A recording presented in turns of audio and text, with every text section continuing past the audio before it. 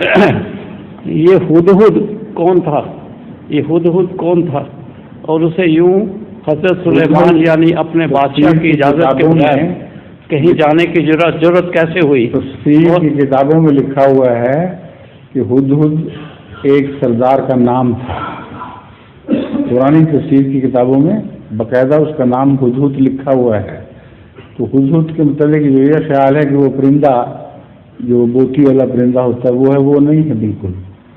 اس سے مراد یہ ہے ایک سردار تھا لشکر کا جو بہت تیز رفتار لشکر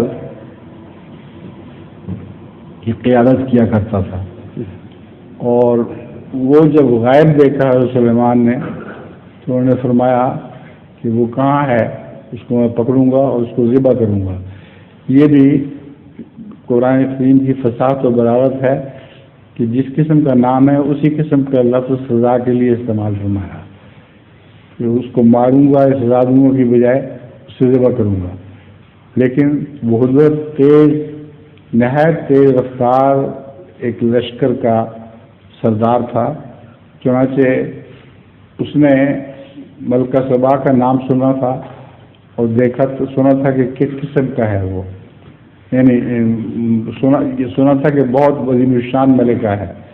تو اس نے کہا میں جا کے خبر لے کے آؤں. تو وہ گیا اور وہاں جا کے خبر لے کے آیا. وہ بادشاہ کے ملکہ کے دربار میں بھی حاضر ہوا، باہر بیٹھے خبر نہیں لے کے آیا بلکہ ملکہ کے دربار میں جا کے پوچھ کے کہ میں حاضر ہوا ہوں، میں پتہ کرنا چاہتا ہوں.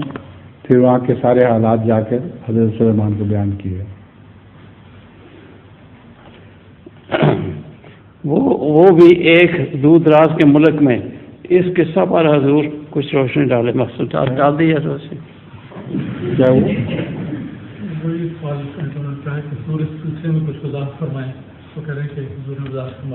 کس کے متعلق؟ یہ جو سوال انہوں نے پیش کیا ہدہد کے بارے میں. ہاں میں نے وضاحت تو کی ہے کہ ہدہد ایک سردار کا نام تفاسیر کی کتابوں میں لکھا ہوا ہے. اچھا. ایک لشکر کا جیش ہوتا ہے جس طرح، تو ایک تیز رفتار گھوڑوں کا جیش تھا جس کے سردار تھے ہدہد. سمجھے؟ ٹھیک ہے. وہ پرندہ نہیں تھا. ٹھیک ہے. اچھا بس ختم ہو گئے. شکریہ. آئیے رشید صاحب.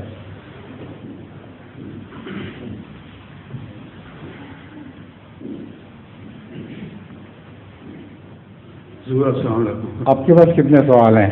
سارے ادھر بھی اور بھی حضور شروع کرتے ہیں. دو چھوٹی سی درخواستیں، عاجزانہ درخواست. ظہور